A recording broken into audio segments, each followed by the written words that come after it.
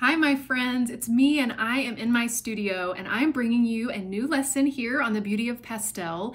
This one was actually recorded live and so I am talking as I am painting, and it is a really fun piece that we're putting together, a really nice pathway with some trees, which is something I always love to paint in pastel. I'm also using a different type of paper for me, so I hope you enjoy.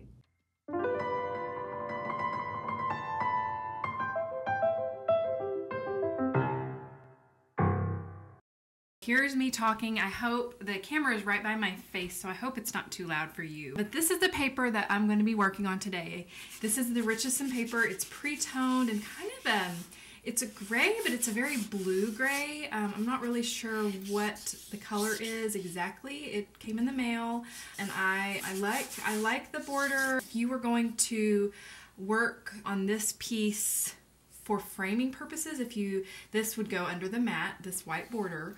Or if you're wanting to do an unmatted frame, you would just trim off this white border here. But I'm gonna go ahead and just get started. This is a scene from East Texas, beautiful East Texas. I'm just going to change the reference a little bit, switch things over for me. And all I'm doing right now is just kind of sketching out the shapes of those large masses of trees. Really not doing anything on the interior, just sketching out the outsides. Now I'm going to do this right-hand tree, which is really large. Kind of comes all out. This is rough paper, a lot rougher than UArt, so it's nice and scratchy. And then here's the little path. It comes down a little ways, and then it sweeps on around. And paths, they're smaller in the distance and they get larger. And so I'm going to exaggerate that a little bit. I might make my path really, and like this path is asphalt in the photo. Let's see, I'll straighten that out a little bit. The path is asphalt, but I'm probably going to make it dirt just because asphalt isn't very appealing in nature, at least not to me. Just indicating where there's grasses. There's some sky holes kind of up in here. There's some distant trees way off. Something kind of like that. Okay, so I'm going to start off how I normally do, which is applying my darks first. I like to build my layers up from darkest to lightest, coolest to warmest, and I also usually use pastels that are hard at first, moving to medium and then moving to soft for the final touches. So make sure you write that down. This right here is my favorite new pastel that I use a lot, and right now I'm just blocking in the darker shapes that I am seeing in my trees. And so what I look for is, I am not trying to paint, this is the shadow of a trunk, this is what underneath some leaves. I'm purely looking at the shape of the shadow and just trying to mimic it. That is one way to try to kind of take yourself out of worrying so much about what you're painting. When we are painting a tree, I have to make it look exactly like a tree. Or I'm painting, if you're a figurative painter and you're trying to paint a face, or if you're trying to paint a portrait of a pet, or something like that. Sometimes if you just try to think of them as shapes, then it becomes a little less intimidating. So right now, like this over here, this shape's kind of a little straight at the top, and there's a little jog up, and then it kind of comes down and it goes over here. And so really that's all I try to think of whenever I am painting trees. So on these other areas, I'm just going to lightly graze the dark masses in.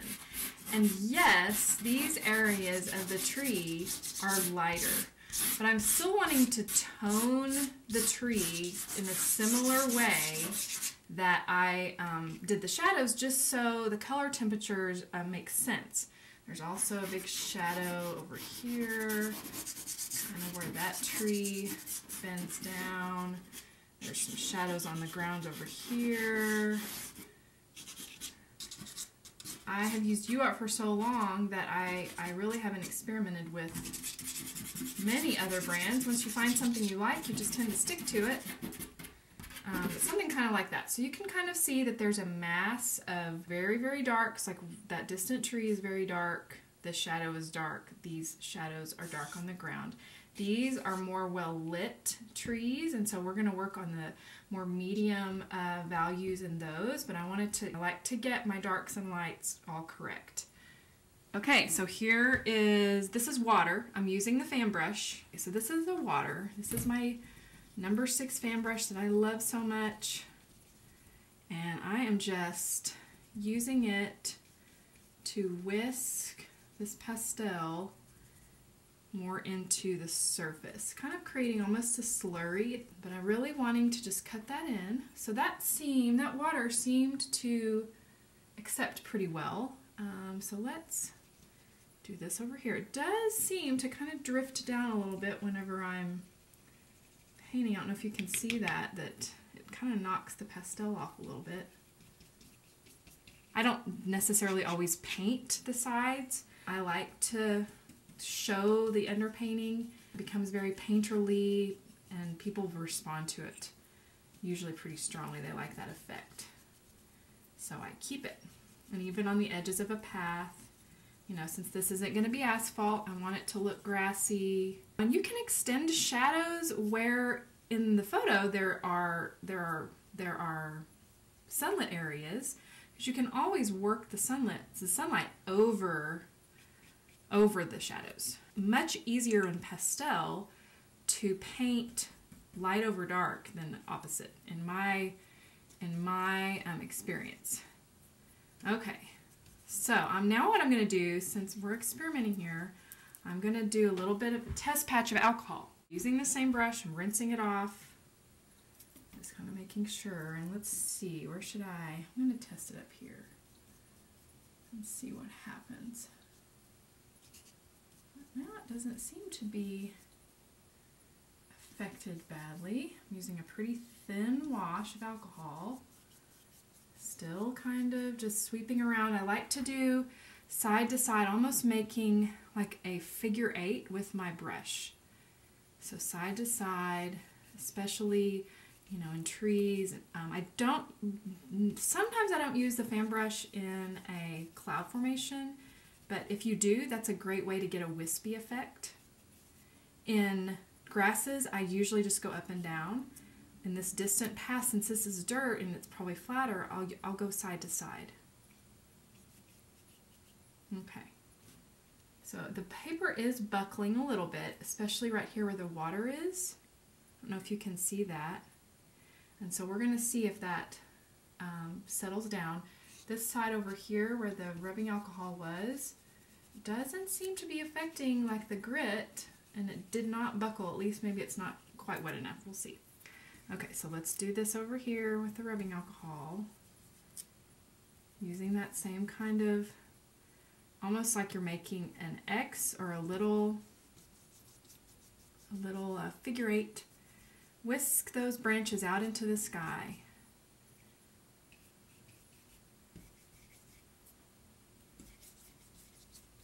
I love the underpainting part. Sometimes I like the underpainting more than the finished painting. I'm sure you guys have been there before, especially if you do a lot of underpaintings. They're just so painterly. Of course, using a brush, we'll do that, of course.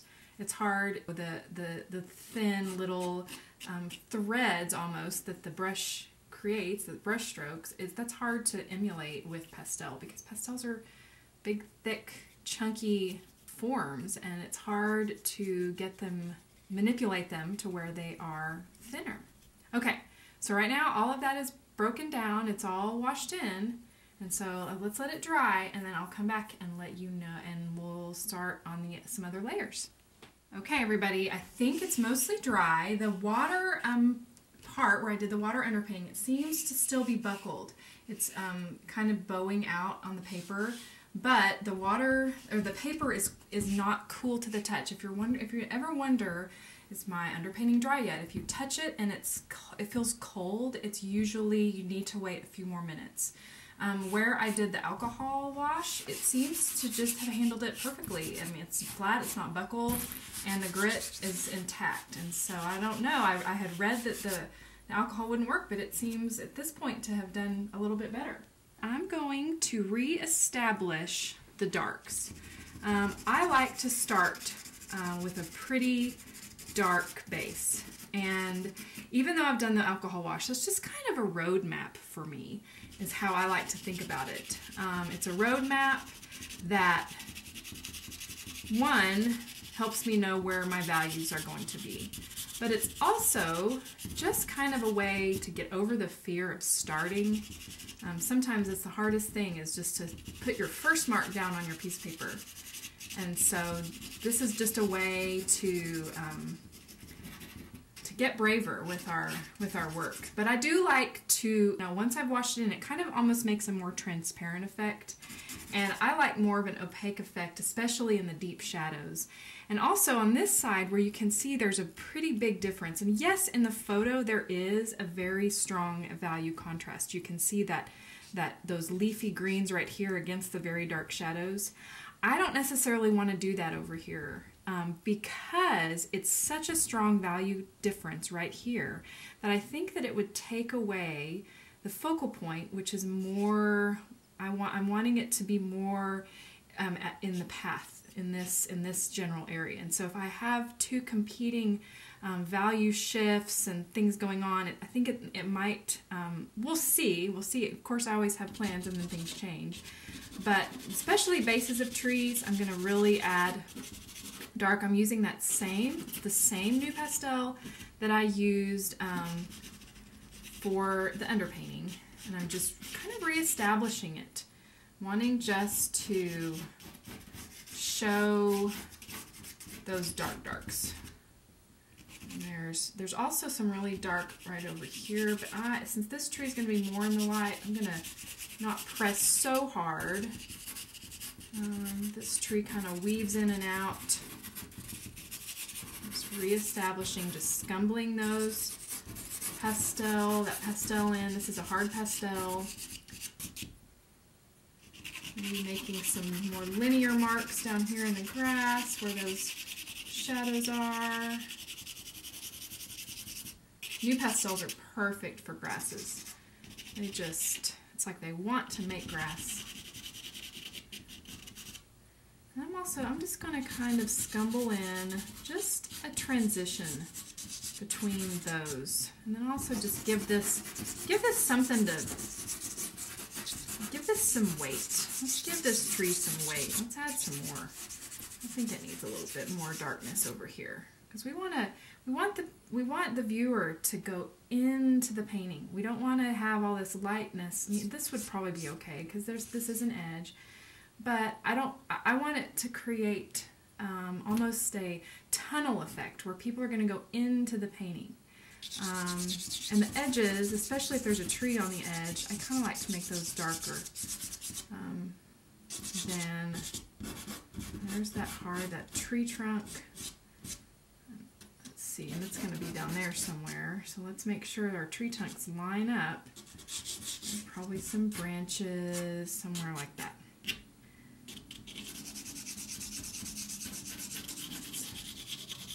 Let's do some more of those grasses.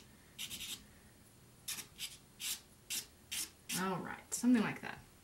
Okay, since I wanted this to be a little darker, I'm going to just go ahead, and this is the alcohol again. Just going to reapply it just to darken this edge down. You can also, use your fan brush. Let it help you make better trees.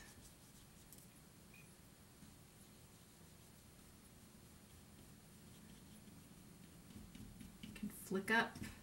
Use it to flick up or flick down. And it does dry lighter. And I don't always do this, but since I'm experimenting with this paper, I'm just kind of wanting to see at what point this alcohol is supposedly not supposed to work. I don't know. It seems to be doing fine. Okay, something kind of like that. I'm ready to start building up my layers. I'm going to start with a softer, this is a Terry Ludwig pastel that is just a hair, I mean just 1 degree lighter than the new pastel I was using. This one I like to build up kind of matching the underpainting at first, just because I want the value shifts to be pretty soft where there are deep shadows. I don't really apply the harsher value changes until close to the end, whenever I'm getting, you know, those wonderful little highlights that we all love to put in. And I work my way up. I don't know, it depends on how tall, but I'm really kind of wanting this to be a really warm piece. I want to highlight the coolness of this distant tree with the warmth of the grasses that are going to be here. I'm going to have a warm sky, warmer trees here and here. And so I work out, it just kind of depends how high I apply that first soft pastel. I just kind of feel it out, and then I'm going to just start working my way up.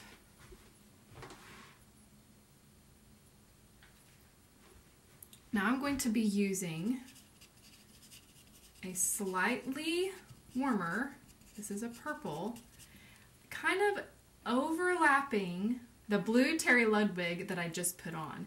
I work up and then I work down just to kind of make a bridge between them. Using a very light touch. I like to, almost the same way that I'm doing the fan brush, I kind of make little X's, especially these light layers. I'm just kind of tapping it. I'm not pushing down at all. I want there to be the new pastel showing through because those look like deeper areas of the tree. That's already been created for me. It makes me not have to work so hard to get those effects. I'm going to add a little bit of the same color just in some of these shadow areas. So the colors make sense from here, from, you know, foreground to distance. It's a good way to just make sure your painting makes sense, and, you know, you don't have to add a lot. You can, you know, for grasses I make more linear marks. Sometimes, depending on the softness of the pastel, I'll go up and down like this. Make little dots, and those create almost little seed heads and things like that. So let's do something like that. Now what I'm going to layer on is a much warmer green. So, well, as I've said, I like to work cool to warm, dark to light. This is a lighter value because it does stand out from the base layer of the underpainting and this purple.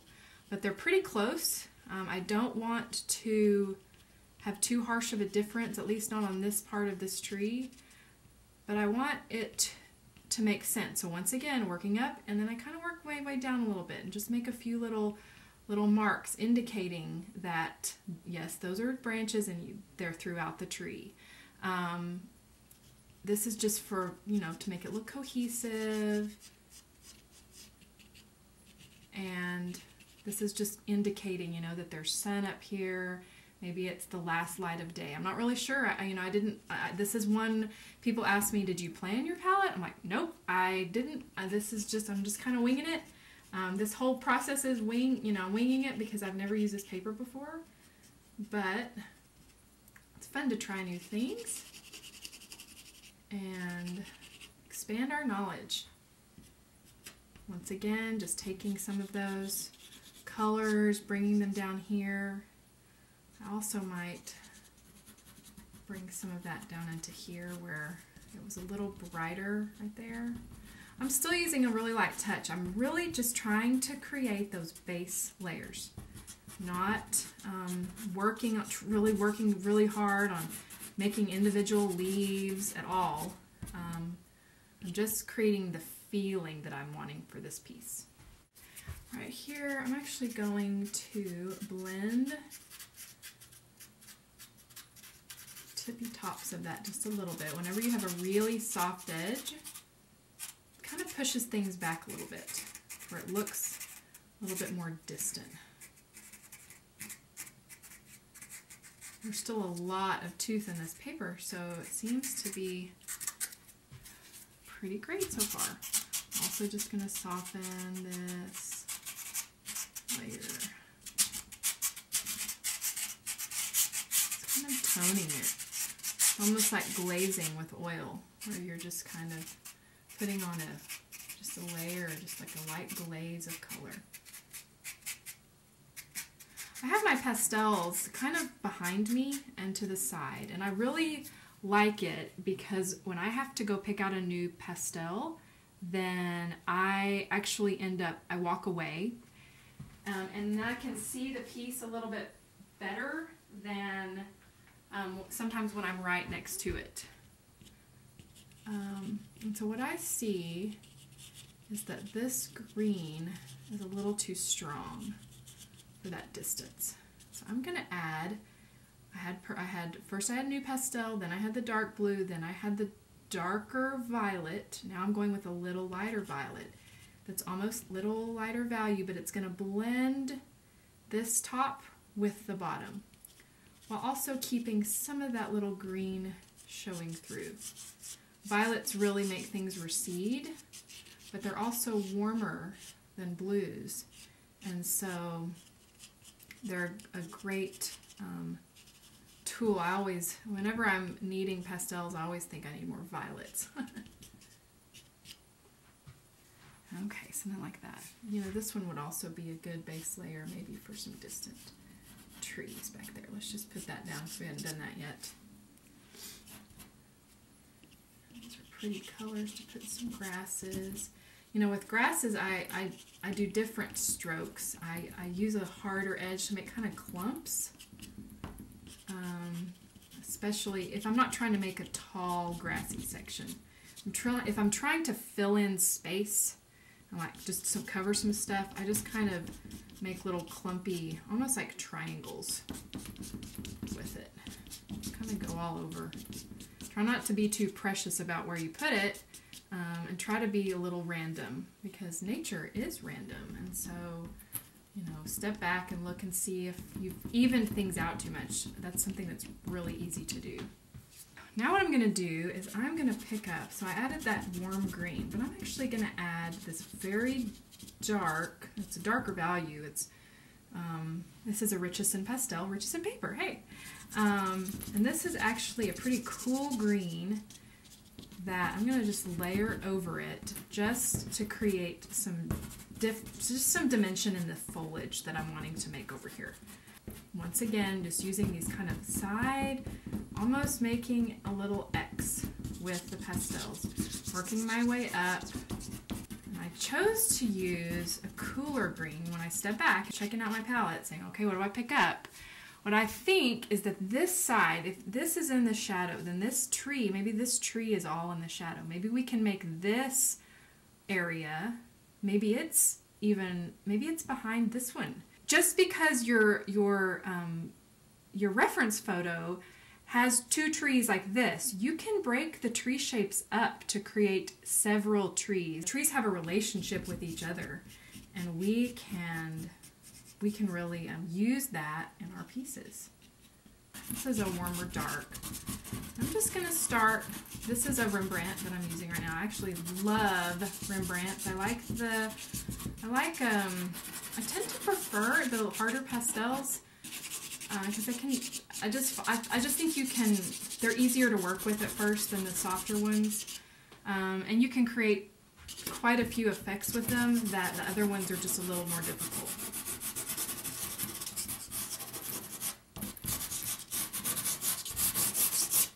This is a tougher grit than I'm usually using like 400 to 500 grit UArt, and this seems to be quite rougher. Okay, so I worked in that base layer, worked from cool to light, and I am just wanting to bring some light into this tree. not really working on individual leaves. I'm working on the mass of it. I can work on individual leaves in a little bit. Right now, I'm just kind of wanting to add some light coming into this pretty spot.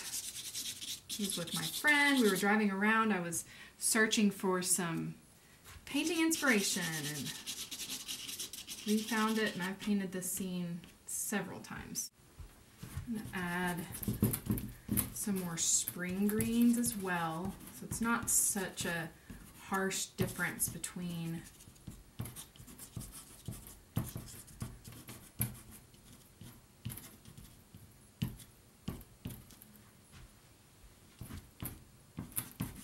the, you know, that's really yellow Terry Ludwig and these, you know, maybe there's some over here too. This is where the sunlight's capturing it's streaming this way.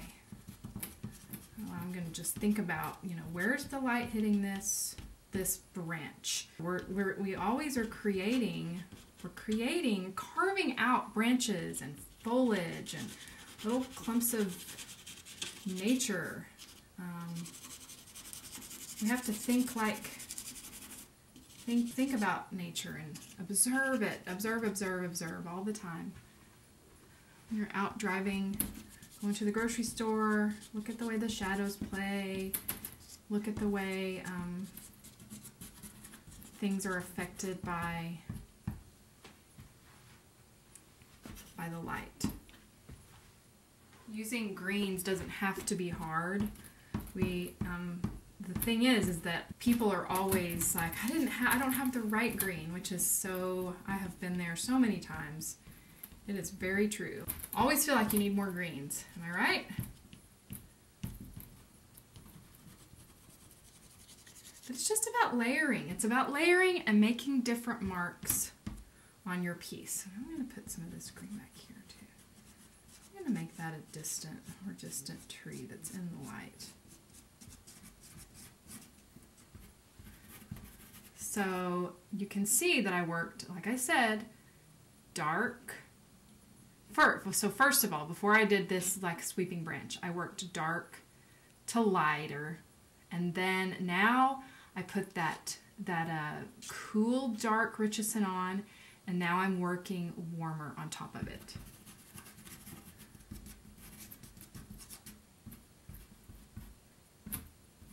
That's just to weave in and simulate light in our landscape. This branch, you know, I'm going to go over it a little bit. There'd probably be some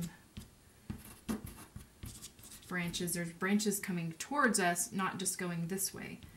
If you're doing figurative work or, you know, drawing lots of animals, and they call it foreshortening. So things are foreshortened this way as well, not just when you're drawing people. You know, there's all different types of grasses. Now I'm going to start adding some more golden touches. I'm just going to start working in some light. This is a Terry Ludwig. You know, those in unisons are really my my workhorse pastels. Are, you know, they're just the right consistency. I know so many people love them. I sure do. This is just a good. It's not a very dark yellow. I mean, you can see it right there. It's kind of a light ochre, but it's a great base, especially if you're going to start adding gold and brighter touches on top. You always want to work. I like to work darker to lighter, just because it helps you with those shadows. This is actually a Townsend pastel, and I love these. They're so gritty and fun to use. Wish I had a bunch of them. These are also good for linear marks. You know, wiggle your pastel around to create flower heads. If this is in the distance, those flower heads would be smaller, so make smaller dots. Here is One of my very favorite vintage pastels. They don't make these anymore. If you ever stumble upon any of these in an estate sale, sometimes they sell these on eBay, and grab them because they're wonderful. They're great. I like to use this one for flowers. Whenever you're doing flowers, you know, the closer to you, the flowers are going to get bigger. And so I'm going to start with a lighter value because obviously it's lighter towards the horizon, and working my way up in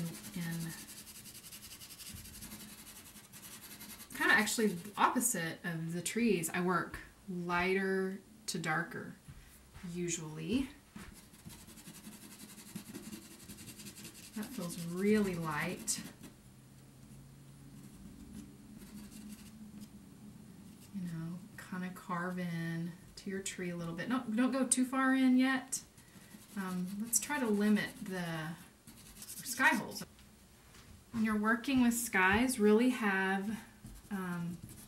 clean your pastels, because it will, you know, like this one was dirty, and it will get in your sky, especially if you're doing a sky like this and you want it to be pretty clean.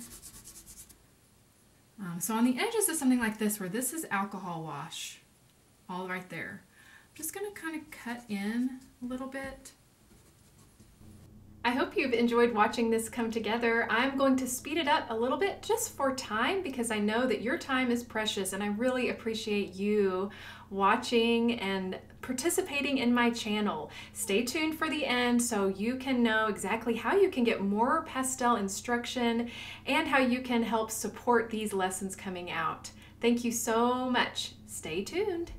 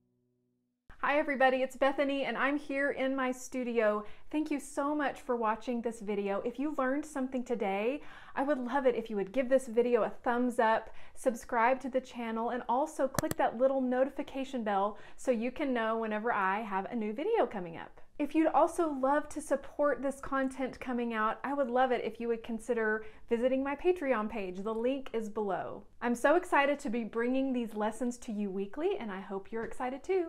Bye.